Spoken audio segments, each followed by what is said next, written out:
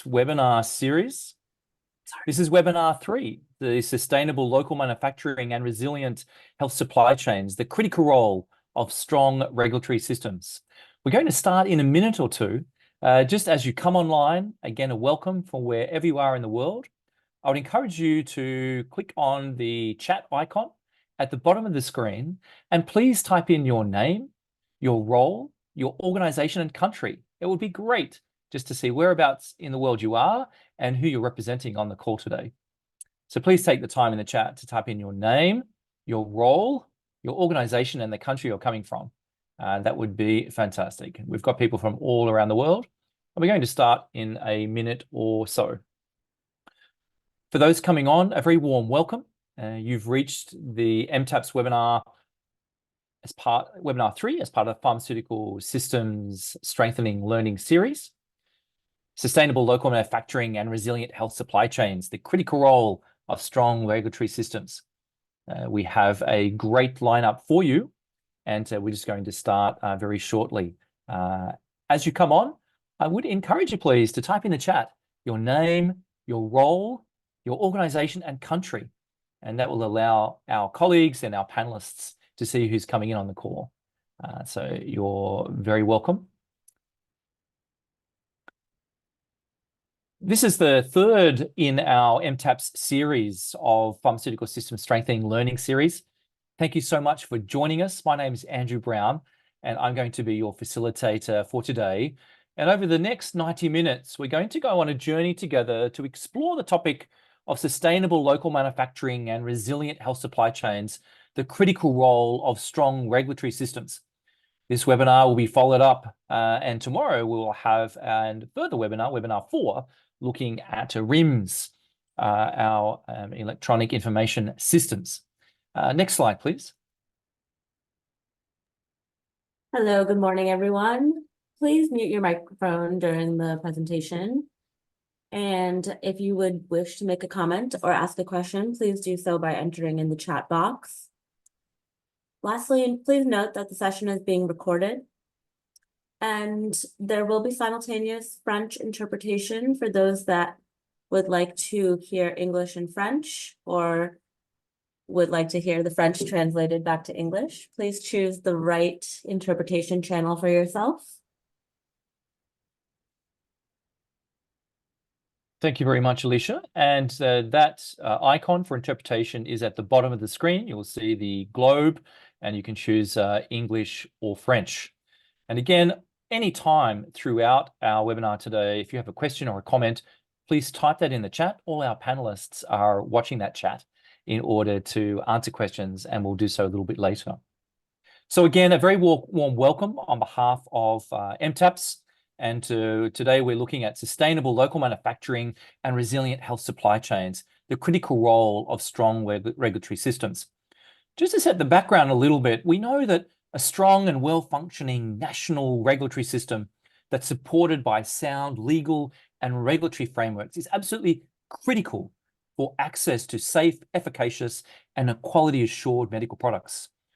A national regulatory authority ensures the safety and the quality of medical products as they traverse the pathway from research and development right through to use. Regulators, national regulatory authorities play a critical role in local manufacturing markets, as well as a critical role in supply chain. Next slide, please. In today's webinar, we're going to be exploring this intersection between regulatory authorities, between private sector entities, and also supply chain. But why? Why are we even worried about it? This particular slide should shock you. 66 children are thought to have died because they were given unsafe medicine. Why? One of the reasons, which you can read from these documents that report this incident, is that insufficient strength in the regulatory system, insufficient support, allowed a substandard cough mixture to be in the market, and people died. There were similar incidents in other parts of the world, and not only in middle-income countries, but also in high-income countries. Aspects to do with medicine's quality are coming to our attention often. Next slide, please. It's not just sufficient to have a particular medicine available. That medicine needs to be of quality and used well. One of the ways that we describe all of the components of a pharmaceutical system is this pharmaceutical systems pathway. If we think that at the top left-hand side, we have medicines and medical technologies that are trialed, that are invented, and through a regulatory process, which is the blue boxes at the top, they go through trials, they go through manufacturing, they go through registration, they go through quality control, and then market surveillance, looking at quality and also safety or pharmacovigilance. This is that regulatory aspect that is so important. But on through the pharmaceutical systems pathway, we need to have the right financing. It's important that supply chain takes these quality products from the manufacturer through a robust supply chain to the facility where the patients are being treated. But more than that, once the medicine is there, it needs to be described, dispensed, and used appropriately with continued post-marketing surveillance around pharmacovigilance. There you are, regulatory back again. Complex chain, a chain that requires us to be investing and requires us working together. Today, we're going to be looking in detail about national regulatory authorities and how their role is critical and how that influences and works with private pharmaceutical manufacturing, particularly local manufacturing, and then also in the supply chain. Next slide, please. Very quickly, I want to draw to your attention a particular aspect that we talk about, pharmaceutical system strengthening, this strengthening of the system. That pathway I showed you previously is a subsystem of the health system. The governance, human resources, service delivery, information and financing are all aspects that are vitally important for pharmaceutical services and for supply chain. Regulation forms a significant component. But if local manufacturing and supply chain are to make sure that medicines are available, accessible, acceptable, and affordable and used properly, then we need to have robust regulatory systems, as well as those other components of the pharmaceutical systems pathway. Next slide, please. A number of you will have seen this next slide, which is the USAID Pharmaceutical System Strengthening Approach and the MTaPS program, which is bringing this series to you, has been working in this area for a number of years, working across some 15 countries internationally, looking at strengthening different aspects of that pharmaceutical systems pathway, focusing on looking at regulation, looking at supply chain, and looking at use, with a large focus on the global health security agenda. This particular diagram helps us understand that it's a complex system, and we need to be thinking about those range of levers that are there, the governance, the human resources, information, finance, and service delivery. We need to understand that there's a network of providers from government, from community and private sector, and we need to be working together to have a strong pharmaceutical system so that when we have product, we have improved health outcomes as a result of our health programs. Next slide, please. And this all just summarizes again in this slide that pharmaceuticals play this pivotal role in healthcare delivery. Many on this call will have heard no product, no program, but no quality product that is used appropriately by patients, then you're not going to have improved health outcomes. And so we're talking about aspects of the health system that are underinvested in, but really save lives if they are strengthened and working well. So let's move on to introduce our panelists together, as we have an exciting array of panelists to introduce to you. So we have 4 panelists. It's my great pleasure to introduce to you Didi Maeaga, a scientist and regulatory system strengthening team from WHO Department of Regulation and Pre-Qualification. If you've not found them yet, please find the reactions tab at the bottom and choose a reaction to welcome our panelists as I introduce them. We also have John Mwangi, Head of the Regulatory Affairs from Bayer, East and West Central Africa, bringing the private sector component. We're privileged to have Lisa Ludman, Senior Pharmaceutical Management Advisor, Office of Health Systems, Bureau for Global Health from USAID, bringing that donor perspective. And then also please welcome Renee Berger, Senior Technical Director, Management Sciences for Health. Don't forget those reactions to feel them welcome. Renee, I'm giving you a love heart. Very welcome to be here with us. So we've got the WHO standards perspective, we've got a private sector perspective, donor perspective, and an implementing partner perspective.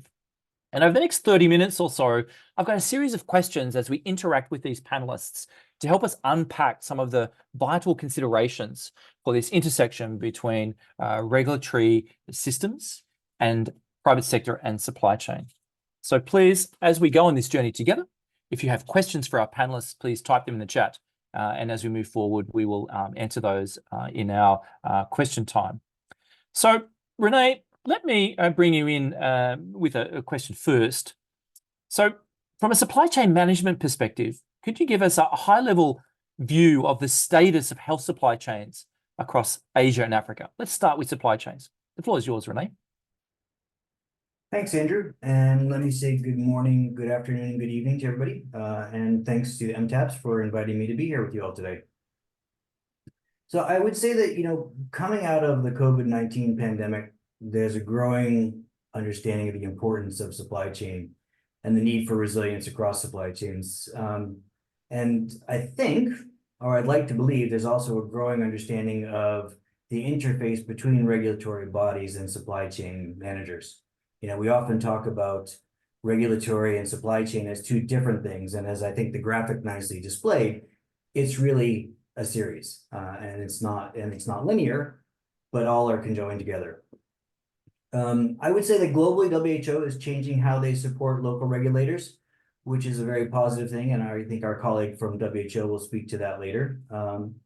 At a country level, I think we're seeing varying challenges. Decentralization, particularly in some of the larger Asian countries, I think about Indonesia and the Philippines, really impact on how do you carry out forecasting and how do you carry out what kinds of products. I saw a question around HTAs. What kinds of products are carried at what level of facilities?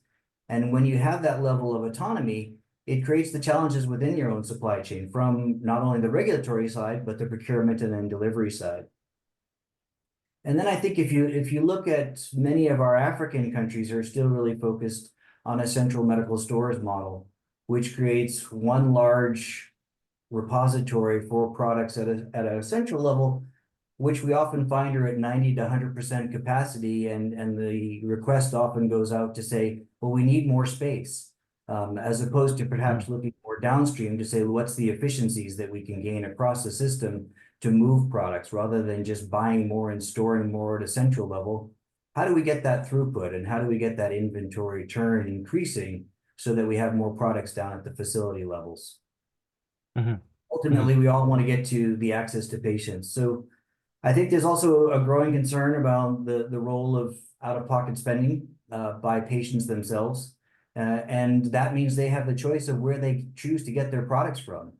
So while many of us who may live in a donor space assume that products are given away for free, that's not the case in many countries. You get 40, 50, 60% out-of-pocket expenditure, which means people choose with their money where they want to go and receive their products from, which may or may not impact on the supply chain too.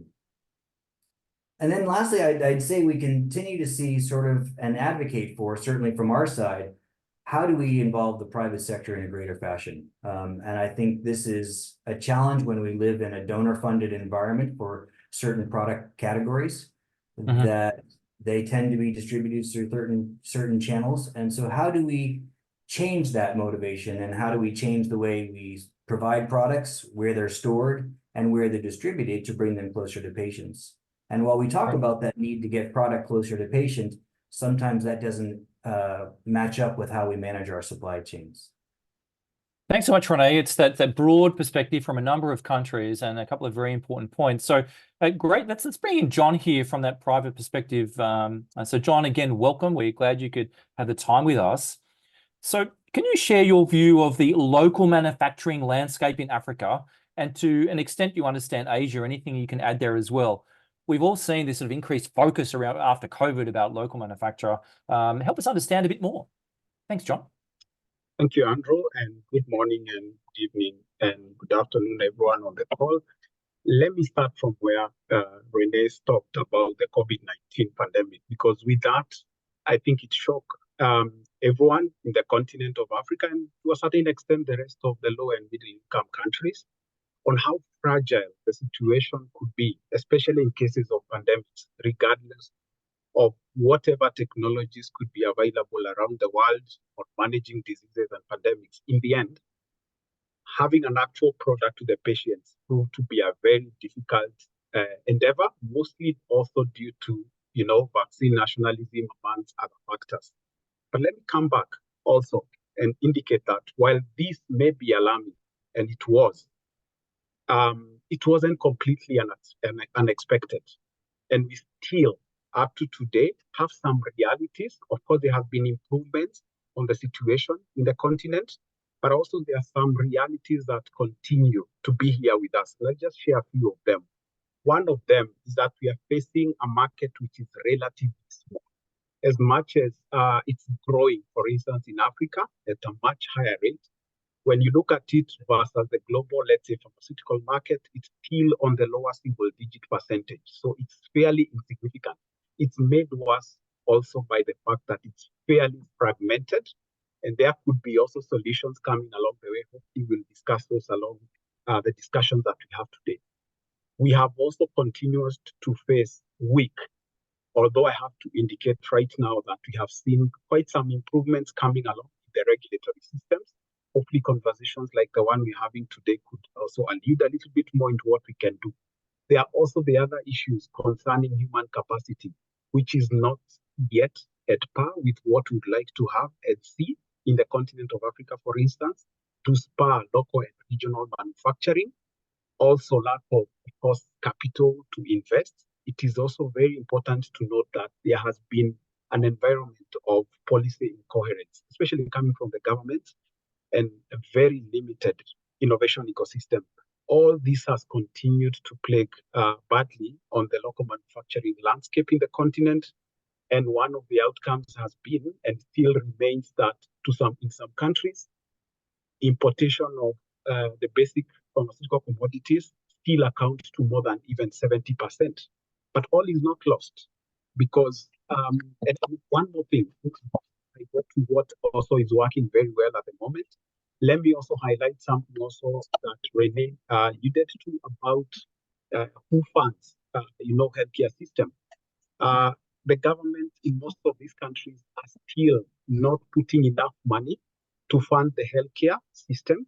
And so most of the time you find that we are still at the basic level of funding mega infrastructure projects, which are very important as well, but we are not there yet to fund adequately the services such as health services. But because of that shock that we have faced the last couple of years and bringing us back to reality, let's say, I think we have also seen some significant improvements and let's say awakening, which is a good thing as far as also local manufacturing and pursuing this agenda is concerned.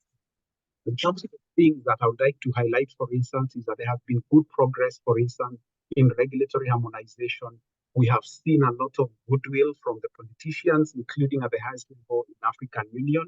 We have seen emerging supportive initiatives such as the Continental Free Trade Area here in Africa, and very importantly, the global benchmarking tool being done by WHO, because this is spurring, strengthening of the systems that we have in the countries. Mm-hmm. But let me finish my thoughts by just saying that in the end, success will not be measured not on how many local production units we set up, and that is very good, but on how sustainably we can run them.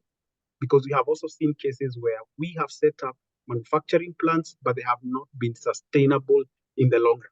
But very importantly is to make sure that one aspect that will, however, continue to play a major role towards sustainable local and regional production has to be the presence of strong regulatory systems. And this is a topic which is important to us, all of us here in this call, and where we should all be heavily invested. Thank you for that. And John, thank you so much. Yeah, thank you so much. And you've given us a range of understandings of not only some of the weaknesses, and it was interesting to go back to a couple of earlier diagrams where you're talking about governance, you're talking about people, you're talking about data, you're talking about policy. And also, I really like what you said about the sustainability aspect, and there has to be an appropriate market of the right size for this local manufacturer, which is great. I want to bring in WHO at this point. And Dee, thank you so much again for coming. We know you're particularly busy. We know that WHO has been working very hard on regulatory system strengthening. And based on your experience in low and middle income countries, what are the main challenges that are facing countries in creating robust regulatory systems? And what measures are being taken by WHO to help coordinate addressing those challenges? The floor is yours, Dee. Thank you. Thank you very much, Andrew. I think this is a very good question, the matter of challenges, because so when you look at the reality of middle-income countries, so this is something we are still dealing with. I mean, as many of us can expect, so one of the big challenges is lack or at least insufficient resources. So when I talk about resources, it is, all kind of resources, including human resources, infrastructure, not only financial resources, but also in the same category, I will also put lack of resources in terms of policies, like national pharmaceutical policies, legal framework, different approaches, what is the best approach to really establish a robust regulatory system, as you say, to be able to perform regulatory activities. So in one word, lack or insufficient resources. So this is one of the big categories where I think there is a lot of work to do, big challenges for many middle-income countries. But also, based on my own experience, I can tell you that political commitment is really extremely important. I'm saying that because I have testimony that in many situations, I will give, for example, the case of Rwanda. I'm not doing a promotion of any country here, but I think I just want to give this as an example to see how political commitment can change things.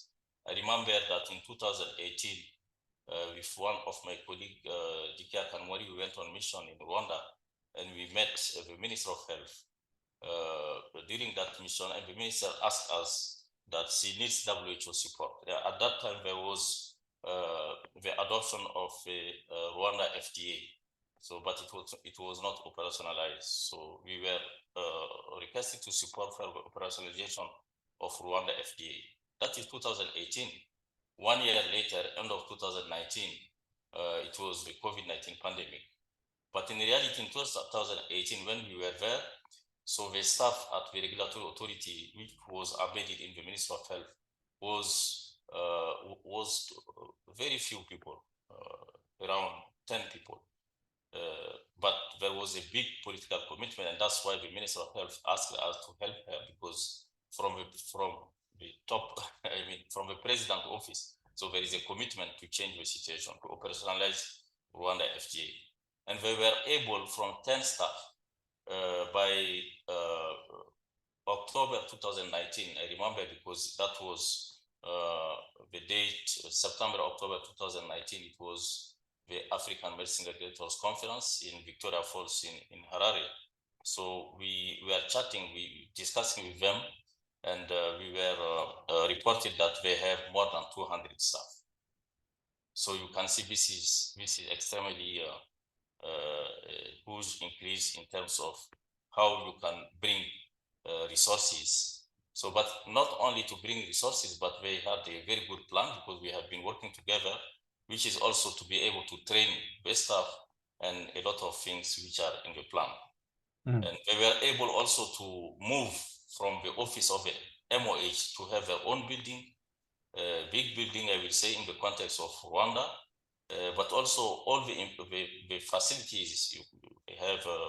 I think maybe some of regulators here or people working with regulators have visited Rwanda FDA. You can see that there is really a change. So political commitment is very important, and from that period to now, they also increase the number of staff by at least 170 people, another 170 people. So you can see that very important political commitment, which is one of the big challenges many countries are facing. And another challenge, I would say, is insufficient collaboration, because we can't say that there is no collaboration. There is a lot of things which has been done, particularly if you take the African region, since the establishment of many initiatives, including the African Medicine Regulatory Harmonization Initiative.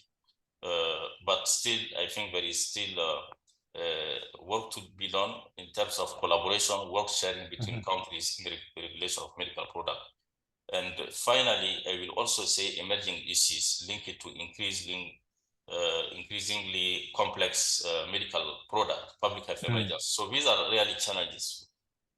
So what are the measures being taken by WHO to address these challenges? First of all, capacity building of regulatory system. WHO has a 5-step capacity building process, but I'm not going to give to enumerate all of them, but just to say that what is important, which I want to bring here, is capacity building based on the WHO global benchmarking tool. So which also include preparedness for public health emergencies. Another measure which would be helpful also, I think, is the reliance. So because the lack of resources can be compensated to some extent by effective cooperation and information sharing, reliance, you know, at the bilateral level, regional level, or even maybe global levels. And then finally, I will close my point here to say that also promoting regulatory harmonization, convergence, networking, and work sharing. So these are, I think, the measures being taken by WHO. These are great, and we could have like a whole series of webinars on each of those subtopics that you mentioned in relation to those issues. So thank you for that that summary.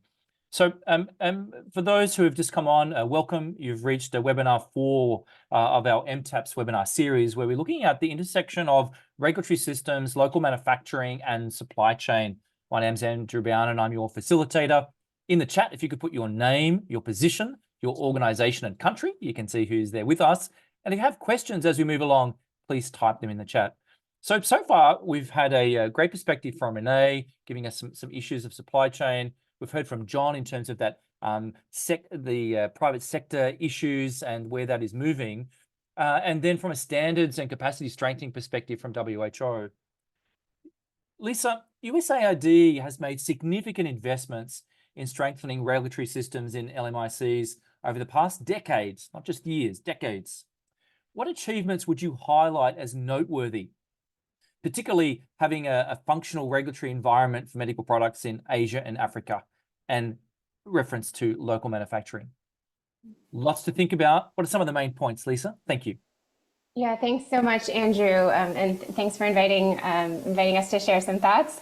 So I think I'll pick up where the last speaker left off, actually. So, you know, just from the donor perspective, having something like the global benchmarking tool, you know, that allows countries to self-assess and, you know, and with WHO support to do full assessment for in a standardized way, you know, and taking a look across all of the regulatory capacities really has been a game changer for the likes of us providing technical assistance, which, as you mentioned, you know, we've done, you know, in the sort of before period and after period of having a tool like that. So I do think operating in a world where we are able to sort of sing from the same songbook with each other and identify and prioritize areas of basically regulatory reforms, you know, that countries will be prioritizing, and how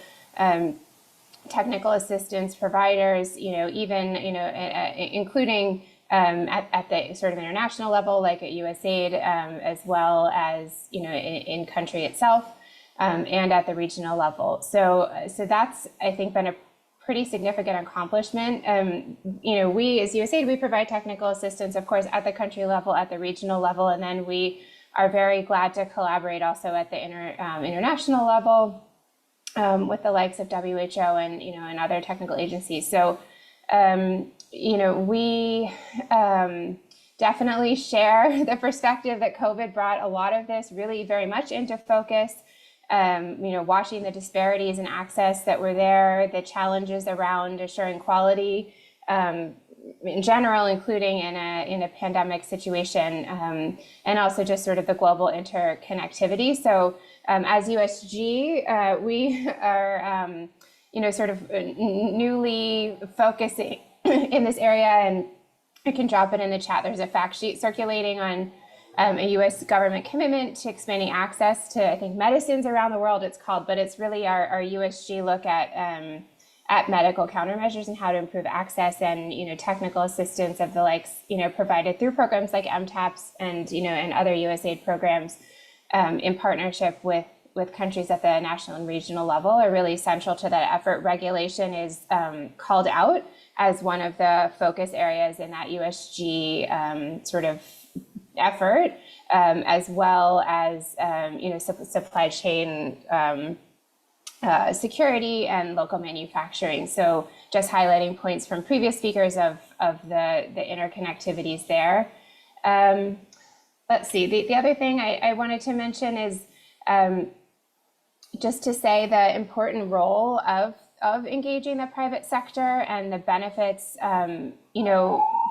from our perspective of strengthening regulatory system is not just a win-win. I think there's 4 or 5 prongs on that. It really is, beneficial from a public health perspective, and it allows the private sector industry to have more predictability and to know that if they make investments in quality products, that those investments will be secure because a regulatory system is there, moving those products to market quickly, but also removing poor quality products from the market that could, undercut those investments. So, I'm in the Bureau for Global Health, and we approach it from that angle, but it has many added, angles. So we're really pleased to be able to collaborate in this space. And I could say more, but I think I need to yield the microphone back to you, Andrew, and keep us on time for the other questions. Thank you so much. And I saw that revised commitment that was circulating, and really USAID's ongoing investments have made a number of changes of systems that take many years to change. And that's one of the aspects here for us all to understand is these are complex systems. And what Renee, John, and Didi have been talking about are changes over time. And Didi, at this point, I want to bring you back in because innovation is one way that we can accelerate progress. From your, again, global perspective, can you see just a couple of global emerging innovations that will help to create robust regulatory systems to facilitate this smooth supply of products from the laboratory to patient? Go ahead. Thank you very much. Yes, so I think this is, again, another very good question. I think the first one which comes to my mind is the WHO emergency use listing. So, which is, in fact, an assessment and listing of products which are vaccines which are not licensed as an extraordinary procedure which WHO put in place to accelerate the availability and access to product of good quality, products which are safe and efficacious when a public health emergency happens. That process, I think, as you know, it has been initiated in fact since 2014-15 during the outbreak of Ebola in West Africa. But at that time, it was the emergency use assessment listing. That's how it was called. And then it has been fine-tuned, and finally, the process was able to have a first product which has been listed in 2020, if I'm not wrong, during the COVID pandemic anyway, and it was the NOPV vaccine for polio. So that WHO emergency use listing process generates recommendations which will provide advice to procure to countries and procurement agencies and countries the acceptability of vaccines if there is a public health emergency. And for me, I think it is very innovative because it is a kind of very important risk-based tool in the context of, For example, in the context of pandemic, we have seen the COVID pandemic to expedite the availability of essential medical product. And the counterpart of the emergency use listing at the National Regulatory Authority is also in existence. It is the emergency use authorization. So which is, again, an innovative pathway. During the COVID-19 pandemic, if you recall very well, that innovation enabled to countries with the consent of manufacturers to have access to vaccines dossiers, the vaccines which were listed, which were submitted to WHO pre-qualification team. And then they were able, after they signed confidential agreement, to get both access to the dossiers, but also to WHO assessment report. And then it was possible to expedite the emergency use authorization in more than 100 countries. I remember that at that time, myself, I was working for WHO regional office in Africa, and I was responsible for regulatory authorization of COVID vaccines in the the African continent. And I remember that it's not just one authorization per vaccine, but also post-authorization steps. There is a lot of regulatory work where there is reliance on WHO PQ program. Another initiative which I wanted also to highlight is the WHO listed authority initiative, which is I think also a very good innovative initiative, which was launched recently also in 2021. And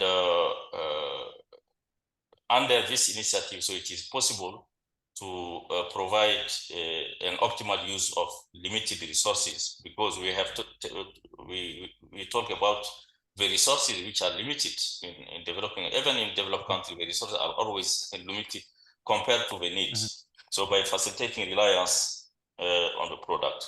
So it provides a very robust framework to promote trust, confidence, reliance, serving as a mechanism for the regulators or the regional bodies which are listed to be globally recognized.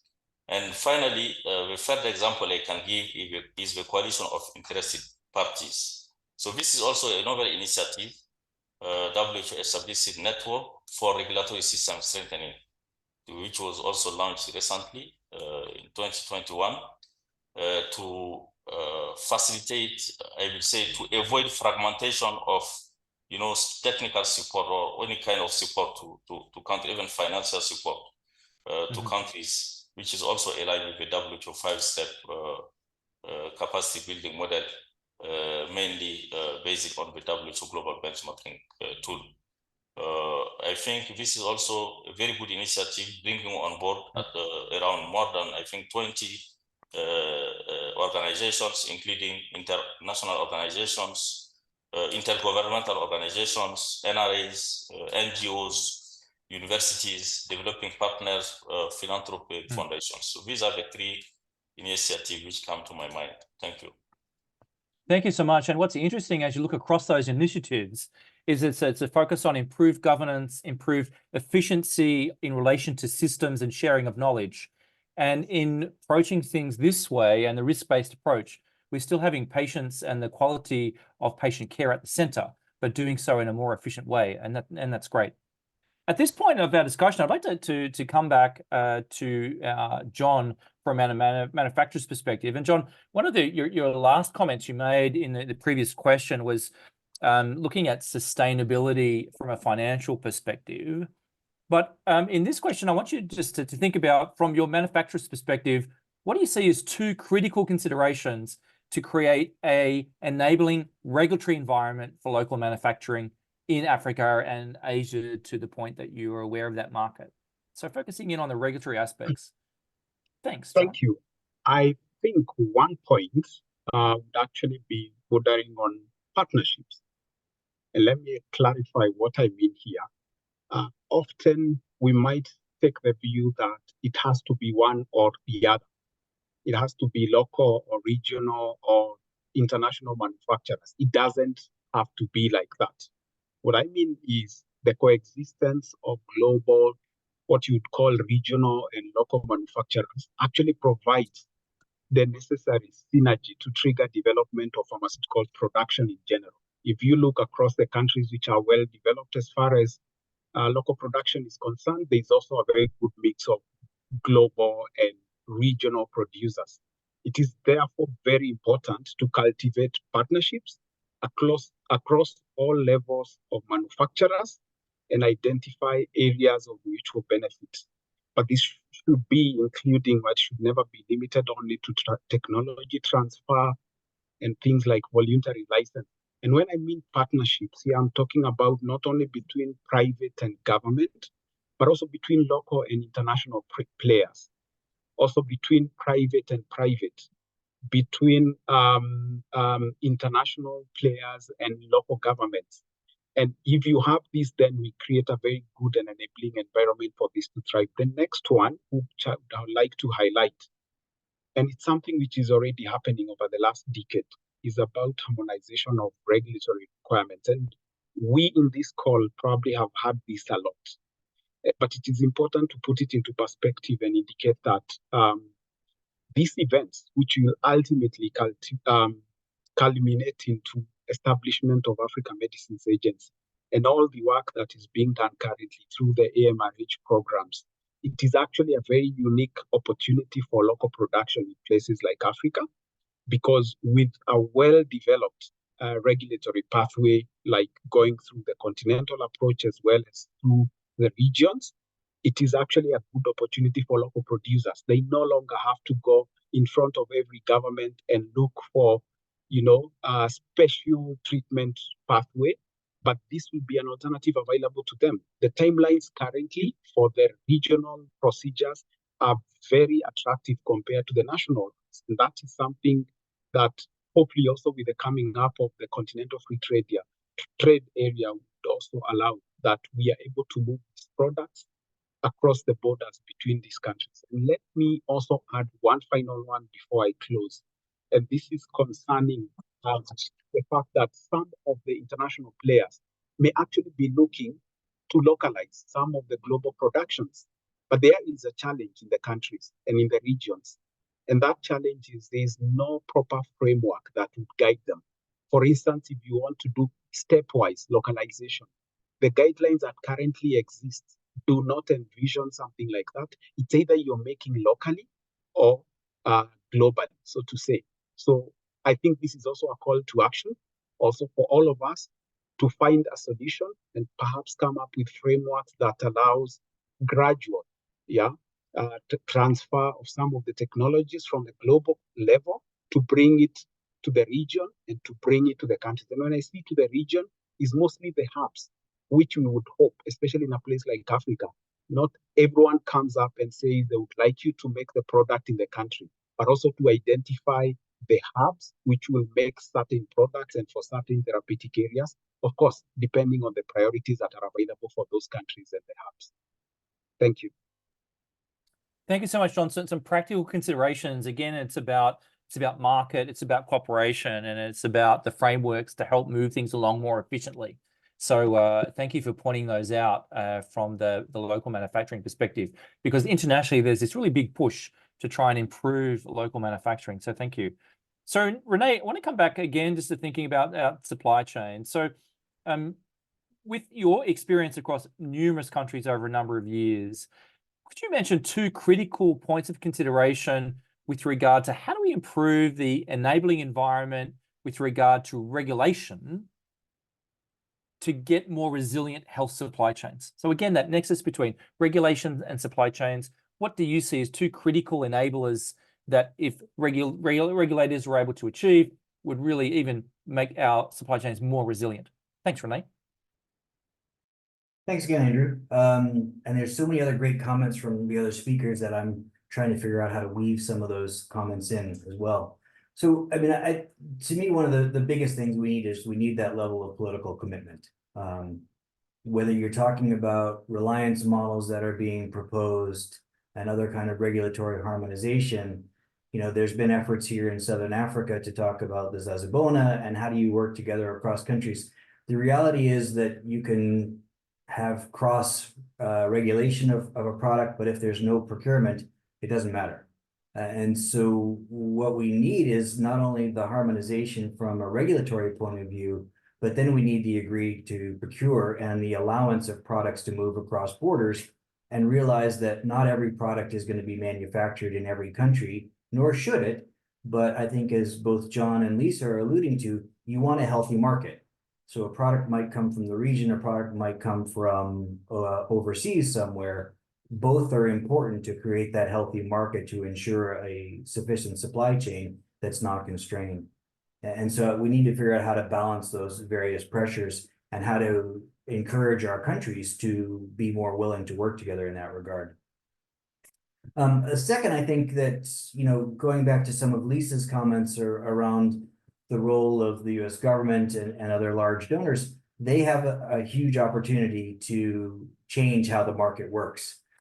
Currently supply chains through the international agencies are managed with very small, very infrequent, but very large procurement volumes, which makes it very difficult for multiple manufacturers to participate.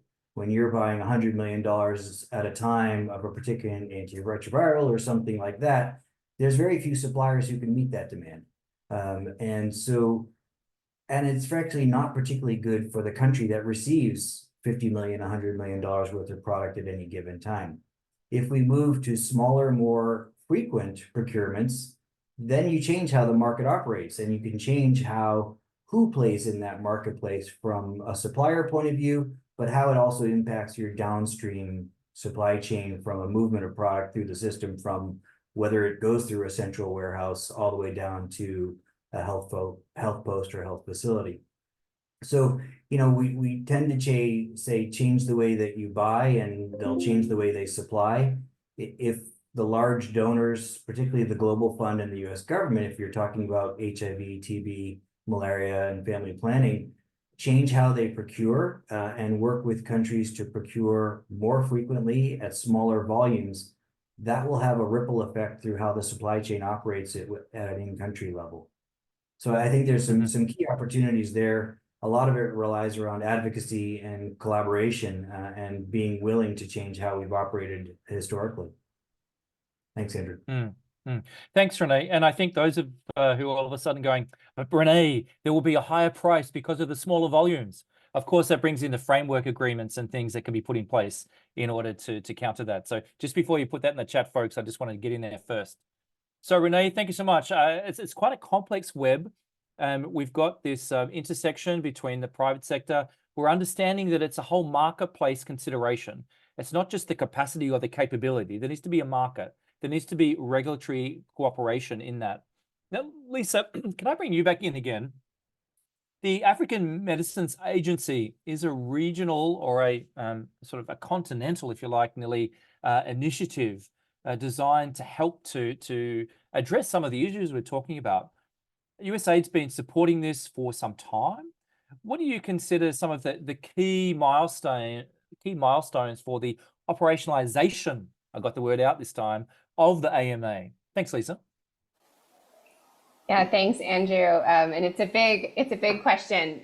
But just to say that we, along with everyone, I think, were absolutely thrilled to see AU member states come together and say, that they were going to form an AMA, and all of the efforts that have gone on, as countries ratified, and advocacy efforts were going on from everywhere. So, we are, we have been supporting through technical assistance and as cheerleaders, the, AMRH initiative, for example, AU to MTaPS technical initiative on regulatory harmonization, since it was formed, more than a decade ago, through programs like MTaPS and its sister program PQM Plus and others. One of the areas that, that I was thinking of, for the operationalization of AMA is is just keeping up all of that momentum that's been formed under AMRH. And for those folks that don't know, there's a lot out there. You know, we might be able to talk about a little bit of it in detail today. But there's a huge effort underway led by the African Union and AMRH to prepare for the coming of the African Medicines Agency through, for example, regional economic community groups that are actually have been implementing the AMRH harmonization initiative, as well as technical committees. So, you know, just, you know, sort of from our perspective, keeping up that momentum and the role that we can play to be supportive in that, you know, to have technical advisors as needed to support various efforts, and also importantly to continue investing in strengthening individual country regulatory systems, you know, as a part of the overall continental harmonization effort. It's definitely the sum of the parts. So that's an area that you know, shouldn't be glossed over, all of the hard work going on also at the country level while it's happening at the regional level as well. So one of the other things that I wanted to offer here to this question is, and maybe it's not the most flashy suggestion, but, you know, thinking about what are sort of the fundamental bread and butter work products or efforts, for lack of a better term, that AMA can take on in the very beginning. And some of this is already, you know, starting to happen under AMRH, like, for example, joint registrations and, joint reviews and supporting, you know, expedited or timely national registrations based on those joint reviews. You know, some of this stuff that just gets the sort of the electricity flowing, you know, through the structure from the very beginning. And then, you know, I saw in the chat earlier, someone was asking about AI, and there's tons of, you know, advanced technologies and things like that that, you know, can be built on those foundational things. And also just to say, when we're talking about reliance, of course, it needs formal structures. There need to be supportive laws and policies in place so that countries can rely on each other, but it's also informal, right? And just let's, you know, figure out how to work together as technical colleagues and policy level colleagues and things like that. So I certainly see that as part of the AMA. And also just to say out loud, of course, we look forward to, you know, all of the political and high-level leadership and strategic appointments that will be made, are coming for AMA, and what that the strategic planning looks like. The last thing I would like to say on this is that, you know, AMRH right now has an extremely detailed work plan, which, as mentioned earlier, the solutions, at least for the likes of those, you know, engaging at the technical level, is in the detail. So that's been really very helpful to see what the plan is, to see what the funding needs are and the gaps and opportunities. So also that, you know, would be an important part of operationalizing AMA, to continue to have that open sort of mapping and dialogue around, you know, what are the needs for all of us. So not just for donors, but also for industry and academia and everybody to support that effort.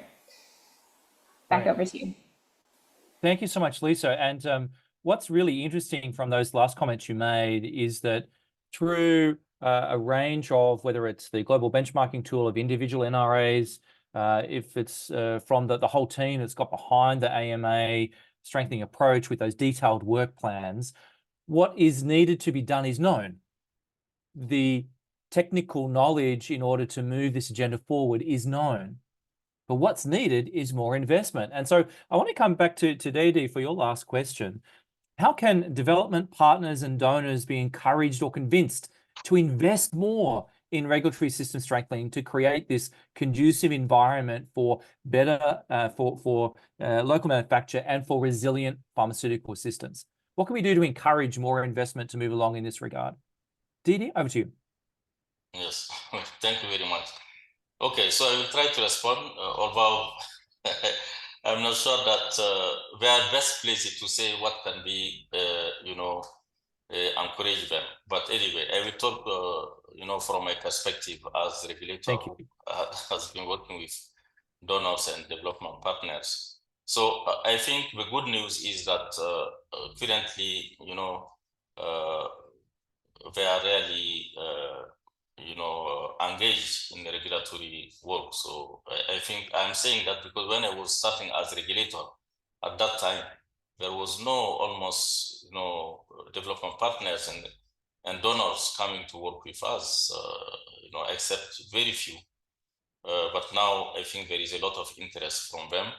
But still, I think we need to continue to do advocacy and sensitization of these partners on the importance of regulatory system strengthening as key player to ensure local production of quality, safe, and efficacious medical products, which means also continue to engage them, to engage these development partners and donors in strategic regulatory system strengthening activities, including, for example, I talked about the Coalition of Interested Parties initiative, regulatory harmonization programs. Lisa talked about it, the African Medicine Agency initiative. There is a continental, there is a partnership platform, they are engaged there. But when we talk about to sensitize them, to do advocacy, it means that you also need to pass the right message, the good message. And for me, the good message is that there is no, there can be no local production without quality, because these are medical products. And I think at the start of this webinar, you have given the example of a country. So it is sad that we have to, to name a country as an example, but this is something which can happen in all countries, not in a particular country. And I think it is very important to make this very clear. So, because medical products, of course, they have the potential to treat, to improve health, to maintain health, but also they can also kill people. And that's what we have seen. You have shown to people here. If they are not properly produced, used, or monitored, so they can kill people. So that's the message, for example. So it means that there is a need to invest in the regulatory system, because unlike other commodities or other product, the quality of medical product cannot be judged by end users. It cannot be judged even by healthcare professionals. It needs strong, competent regulatory authorities or regulatory system that can oversee the production. And that's why if you look at WHO benchmarking process, there is what is called the observe audit, which means observe audit of GMP inspection, good manufacturing practice inspection. So when we benchmark a country, before the benchmarking, we go to 1-2 minimum manufacturing facilities, and we look at the inspectors of the regulatory authorities, how they do the inspections. We assess how they prepare it, how they do it, how they report it. We also assess many components, including their competencies, their, how they behave, etc. So it is extremely important to pass these messages to donors. So there is a lot of need to invest, because all these activities need money, it needs investment. So if there is trust in product, and that's trust also which comes from the regulatory system. So I think, which fortunately today we can say that this is increasingly recognized by Minister of Health and Head of State also, given the emphasis there is currently in the local production. But just to maybe to make it short, I will say that so this is a journey where we need to work together with everyone in one. We have to all work together and also to see what each party can bring as as contribution and add value. Thank you very much. Thank you so much. Quality medicine is sort of everyone's business. This is the message I heard, but I heard the message that all countries need to be having strong regulatory systems to ensure quality medicine, that issues around quality, substandard, and falsified medicines can be in any country. And without robust regulatory systems, that can't be achieved, and we need to advocate for that. Thank you so much. Just before we go to question time, for those of you just coming on, welcome. You've come to webinar 3 of a series of MTaPS webinars where we're looking at the intersection between strong regulatory systems, local manufacturing, and also supply chain. And we've had a series of speakers from WHO, from MTaPS, from USAID, and from Bayer. Now, in that discussion, we've been talking about those things, and each of our panelists has been hearing all these different perspectives. Just before we go to Kate, who's going to lead us through some questions, I want to ask each panelist just to give us one particular thought that they want to emphasize because of everything you've heard so far in our discussion. One thought that you'd like to emphasize. Now, that thought is about 30-second thought. Renee, over to you. Thanks, Andrew. One thought. So I think I would try to meld together again what both Lisa and John were talking about, which is the need to harmonize our local and our global procurement with that regulatory environment that allows for the importation of those products. So everybody wants quality assured products, and manufacturers don't want to make low quality products, despite what sometimes people think. So the ability for us to look at how do we harmonize the regulatory environment with the procurement environment so that we can ensure consistent supply and a healthy market of products without an over-reliance on any one manufacturer is ultimately where we all want to get to, because nobody wants to have a stock out. Thanks. Thank you for your 30-second thought. Lisa, your 30-second thought. Well, I'm struggling to come up with a new one because I was going to say something similar, but I'll just add maybe a footnote to that and a little bit of another, which is just to say also the importance of thinking about all procurers in the conversation. So country level as well, regional. I think someone in the chat was asking about you know, like pooled procurement type, or you know, like kind of cross-country procurement efforts and things like that. So just really keeping that in mind. And then separately, I would just remind us all to take it big picture, you know, and that, you know, from a health systems efficiency, performance standpoint, you know, this is also very necessary, you know, from that perspective. Like if we are ever going to move successfully to universal health coverage, for example, we cannot be wasting, you know, funds on poor quality products or on products that are not for the right patient and not having the intended outcome. So just also bringing in that perspective. Thanks. Perfect. John, your 30-second thought as you think across the panel. Yes, my thought is, I think it is a call to action. We have spoken in this forum, in many other forums. I think for me, it's to call us to action. We've spoken about harmonization. We have harmonized requirements. Products need to start moving in a harmonized way. Let's do that local manufacturing. Let's curate that partnership. Let's make it work. And finally, let's make AMA work and the concept for reliance on top of AMA. But finally, before I finish, I think it is very important for me also to mention, because everyone is anticipating AMA. AMA will be as strong as how the national agencies and the RECs are strong. It's a call to action to all of us. Whatever we can do, let's keep strengthening the national agencies as well as the regional economic communities, because those are the backbone of AMA. Thank you. Thank you. Thank you so much. Yes, AMA will not take away the need for country-based agencies. Thank you so much. And Didi, if I could ask you, please, just one 30-second comment to bring us home. No, I think in a platform like this one, I would say that I will advocate for continuing to collaborate, you know, collaboration and work sharing. And I think this is a very good way we have, because when you look at the participants from webinars, so they are coming from all, you know, areas.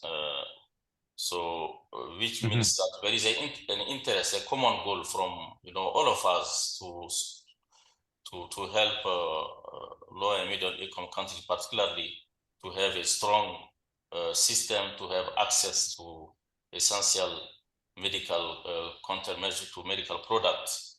And this collaboration can bring them to implement many of the initiatives which have been highlighted here, like, for example, Lisa talked about joint reviews, it can be joint inspections, collaborative registration procedures. And these different mechanisms should be able to diminish duplication, to create a common language. I think we need to talk a common language for decision making. and to facilitate cooperation, work sharing, and eventually, I would say also recognition and reliance, particularly in the the journey of the African Medicine Agency. Thank you. Yeah, thank you so much. A clear, practical message there. So please join with me to choose an emoji from the bottom to be telling how excited you are about what we've done so far. Now, I'm excited because I get to hand over to my colleague, Kate, a Senior Principal Technical Advisor from MTaPS in Regulatory Affairs. And she's going to have 20 minutes to open the floor to questions. We're going to take questions in the chat, and we're going to ask Kate to relay them to particular panelists. Kate, the floor is yours. I'll let you know when there's 5 minutes remaining. Thank you, Kate. Thank you very much, Andrew, and thanks to our panelists for such a very rich discussions that we have had this time around.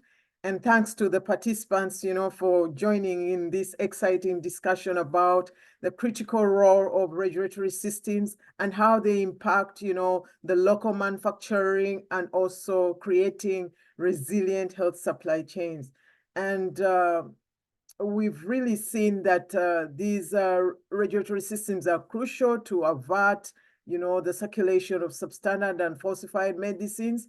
And we are dealing with global supply chains ranging from products that are coming over from Asia and other parts of the world, crossing over, maybe being packaged maybe in Europe and then being supplied in Africa. So we're dealing with complex supply chains, and we need to see how best these interplay with each other. So for the questions, we have a question for DRD. What is the perspective of the of your, WHO about preventing marketing substandard and falsified pharmaceutical products? So DRD, if you can respond to that. Oh, yes, sorry. Yes, no, thank you very much. Yes, so I think, so this is one of the, it is under one of the regulatory functions, the 9 regulatory functions. So which is market control and surveillance, but not only because, it is also cross-cutting, because you also need a strong regulatory system, but particularly for market control and surveillance.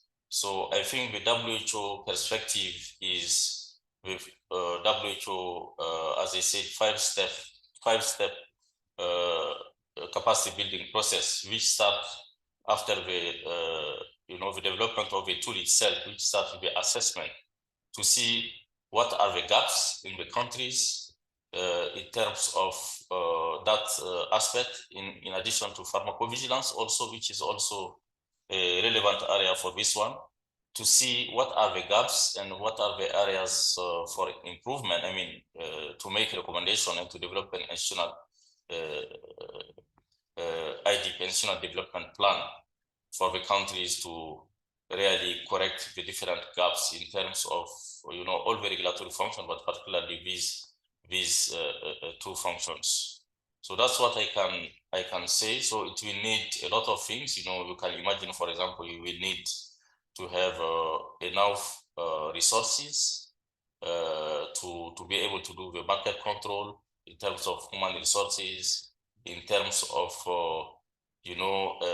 being able also to do a good assessment of the quality of the product, because during the marketing authorization, if you are not able to assess, you can put authorized in your market product of substandard product, product of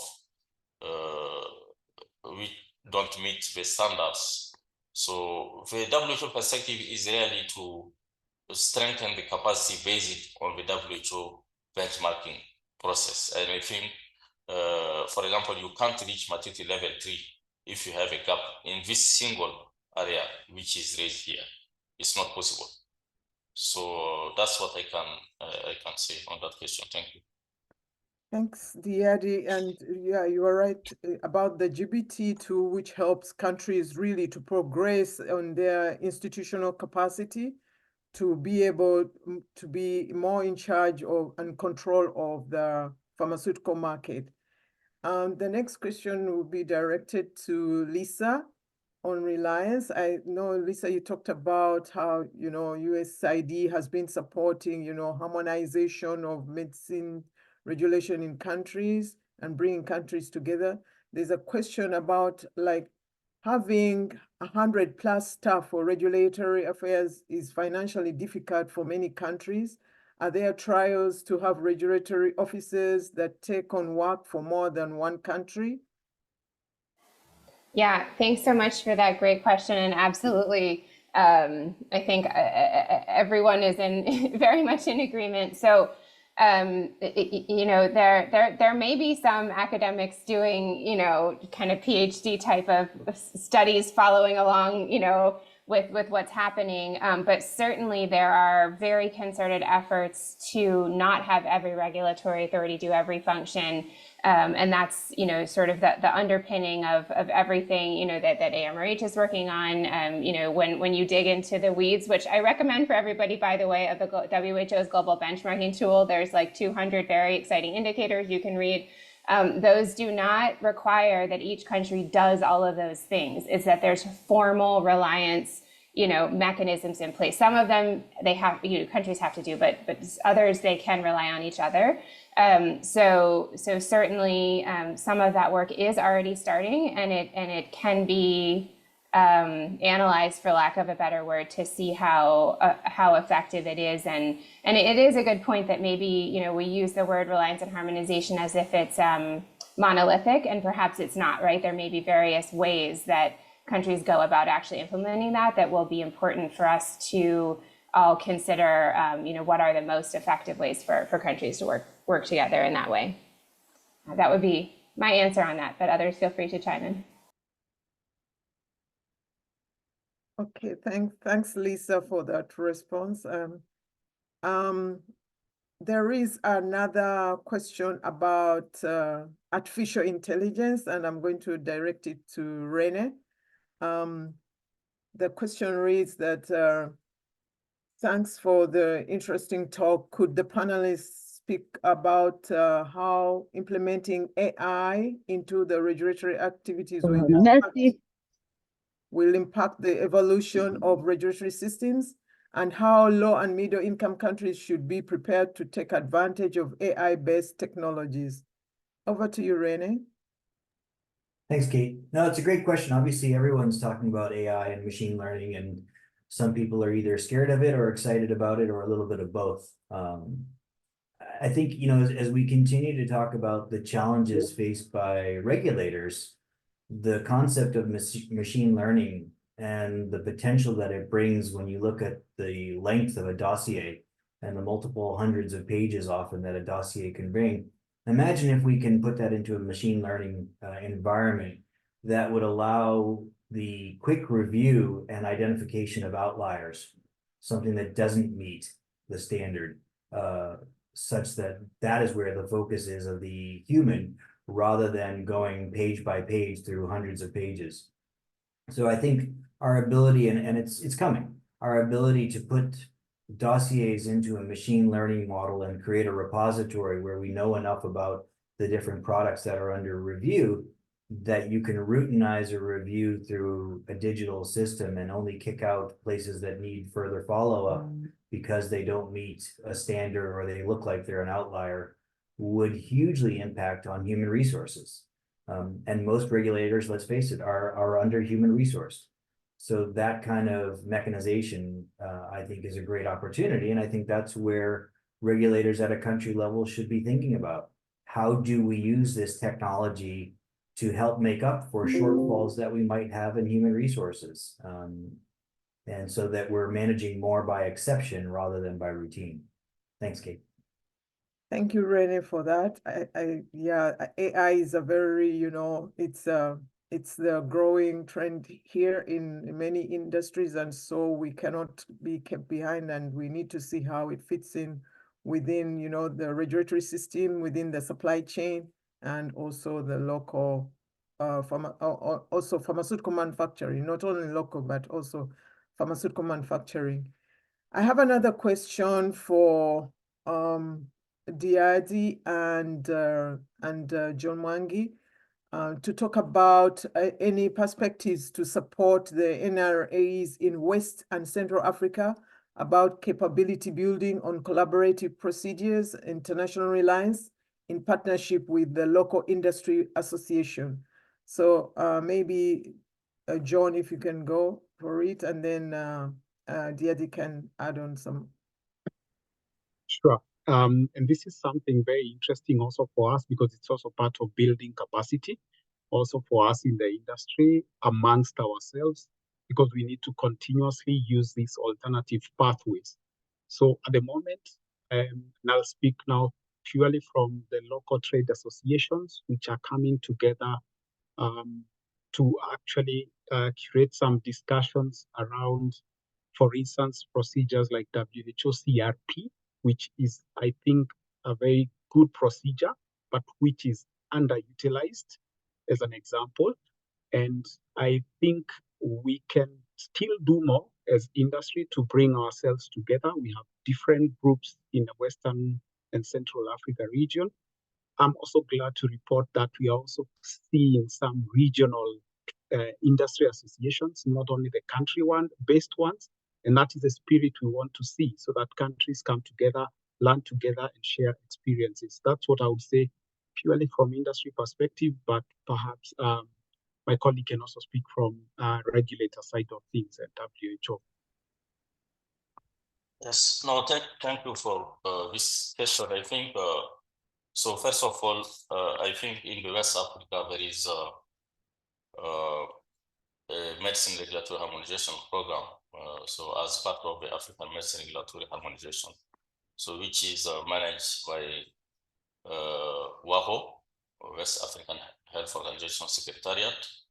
So, so if this vacation is about anything where they want, I mean, there is a work plan to help develop capacity. So I think I assume it is part of WAHO work plan, or it can be part of it. Yes, of course, WHO is a joint secretariat for medicines regulatory harmonization initiatives with AUDA, NEPAD.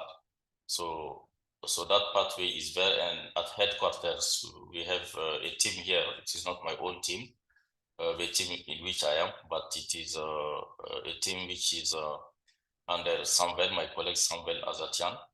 So they are supporting daily the regional economic communities, including ECOWAS, to undertake these activities. And also the collaborative registration procedure is also managed from the headquarters here. So if there is anything around that, so I think yes, headquarters can work to that. But also, if this is an initiative coming from one single country, so there is also the WHO country office, which is the entry point, to facilitate these processes. But I want also to take this opportunity, because from my experience, for the collaborative mechanism, including collaborative registrations or joint reviews. So one of the big challenges I have seen when I was working in Africa, WHO Afro, is for countries to compliance of the countries with the commitment, because when you are committed in the collaborative registration procedure or over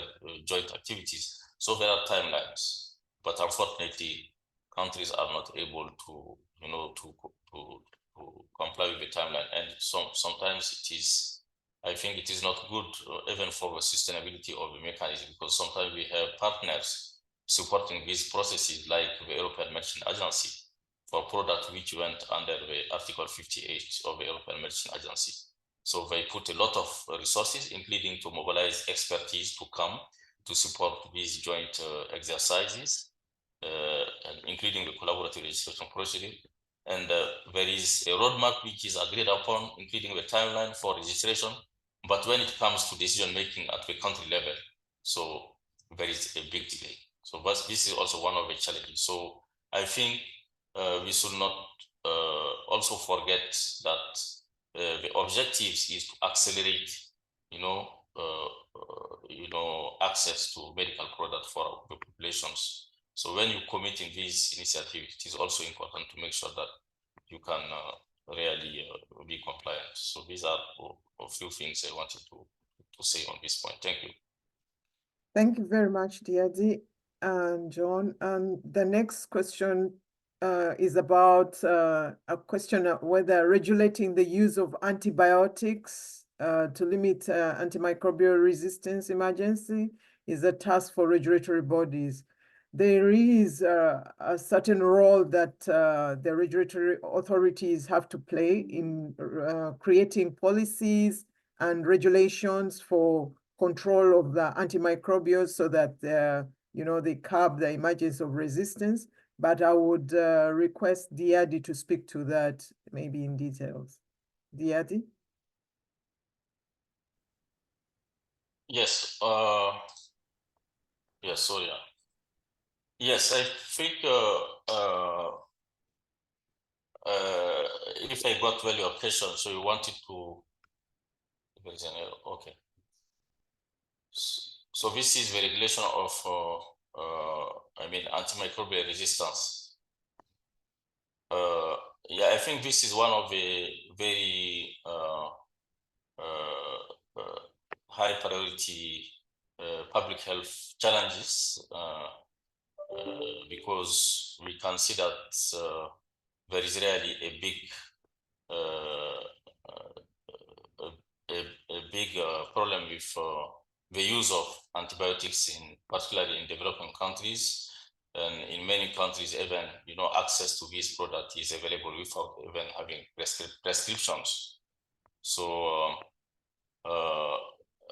because of that, we can see that many of the products are not working anymore, and there is a need indeed for regulators to really have the legal provisions providing them the capacity to really make sure that under, for example, market control and surveillance, so they can have a view on the use of a product, during the inspections, during the supervisions, and also to have first of all, a good policy within the country with regard to that. But also, this is not a mandate of only Minister of Health, but this is also related to animal health. So in general, the best policies is where you can have collaboration between these different ministries to make sure that, for example, there is an action plan at country level. There are governing bodies meeting regularly to implement the work plan and to see how they can control that particular aspect. But myself, I don't work in this area at headquarters. There is another team, department here. It's not even our department working on it. So maybe later on, I can be contacted offline to put, the person who are interested in touch with the relevant people to provide guidance. So this is what I can provide as information at my level. Thank you. Thank you very much, Diadi. The last question maybe to Lisa. Can you speak briefly about USAID's localization agenda regarding local production and local procurement of medical products? Lisa? Yeah, thanks, Kate. So as some might know, a couple of years ago, I guess it was almost 2 years ago, USAID introduced a localization policy. And, as the name implies, it's really meant to bring more of our work, to local organizations in general. So, and not just for health across the agency. For this area specifically, and we've touched on this earlier, certainly the big question, so USAID, we are a technical assistance provider, as we've mentioned, and we're also a big global procurement agency, basically, right? So we are asking ourselves, how can we change the way we buy the products that we buy and donate all over the world to better promote local manufacturing and sustainable manufacturing of quality products closer to the sources. So we don't have all the answers for that yet. PEPFAR has made some big announcements and targets that they plan to move in this direction. Malaria is, already buying some of its products, and similarly, very, committed to this idea. We heard Diade mention earlier the WHO listed authority effort program, whatever the right word is for that. That's very important, right? Because that's, once a regulatory authority gets to, let's say, that maturity level 3 or 4, that's a Oh, did I drop the audio? No, that's okay, Lisa. Okay, I'll keep going. So yeah, once they get to a 3 or 4 level, then, the WHO listed authority is an additional, performance assessment. And in theory, the likes of USAID could rely, let's say, on a WLA designation for a country's regulatory authority to make procurement decisions. Whereas right now we might be relying on, we are relying on WHO pre-qualification, or in some cases even US FDA approval. So how do we kind of move away from that? So, I think that's a really big area, for this sort of localization effort. But I also want to mention that obviously throughout the entire health system, pharmaceutical system, and everyone that touches on the regulatory system, there are lots of local entities there, private sector, NGO sector, and things like that. So we're certainly mindful, you'll hear us, not just us, everyone use the term regulatory system. It's not just about the regulatory authorities. It really is a system, and it includes lots of, different actors. So yeah, thanks. Thank you very much indeed, Lisa. Over to you, Andrew. Thank you so much. Just with a couple of minutes remaining, I've just got a couple of closing remarks to bring us all together. So the purpose of this MTaPS webinar was to leave with a better understanding of the linkages between regulatory systems, promoting of local manufacture, and supply chain management. And I think we've achieved that. Please join with me in the chat for giving a reaction to say thank you to our panelists from from WHO, from USAID, MTaPS, and also from our private sector partners. It's been a very robust conversation. Next slide, please. What's next? So one of the things that a number of this call will be aware of is that building these complex systems is an ongoing journey. And we want to make everyone on this call aware of USAID's Next-Gen Comprehensive Technical Assistance IDIQ, which is basically a global umbrella framework for further USAID investment. And we would like to encourage you, if you're working at the country level, to engage with your ministries of health to advocate for investments in pharmaceutical system strengthening, in supply chain strengthening, and regulatory strengthening in order to improve the availability of medicines. And as you engage with that advocacy, your Ministry of Health can engage with USAID missions in order to look at how they might mobilize funding through this initiative for this system strengthening. So this is some practical advocacy that you can undertake in your countries. And MTaPS is proud to be one of the 5 IDIQ holders. Next slide, please. There's been so much information in this webinar today that my brain is bursting. But wait, you can reach for your smartphone and you can actually take 2 pictures right now and open up web pages for more in-depth reading. So please take the time to use your phone and scan those particular QR codes while they're on the screen. And these slides and recordings will be made available to you. And some links will also be in the chat. And then finally, maybe there's something in this particular webinar that has prompted you to ask more questions, to seek more information. If we go to the next slide, please. These are the folk in our MTaPS program who are the experts in this area: Kate, Elizabeth, Vivian, and Rhea. And if you have a particular follow-up question, then you can please direct that question to those people. And also you have contact through the invitation you received, Alicia, to have ongoing questions. Again, please join with me in thanking our panelists. And I would like to invite all of you to be thinking about where is your point of focus to improve pharmaceutical regulation so that we can improve the quality, availability, and use of pharmaceuticals. So not only do we have products available for programs, but we have quality products available that are used appropriately so the men, women, and children of this world can have the best care possible. With that, I would invite you to put on your video camera and wave goodbye and have a great day. Thank you so much, everyone. Bye for now. Great to see so many people from all continents, nearly, from the globe. Thank you for putting your camera on and waving. Great to see you. I now know that you were there and not drinking coffee or something. It's good to see you're actually real people attending the webinar. Fantastic. And for those of you who still have a long day ahead, then have a great day.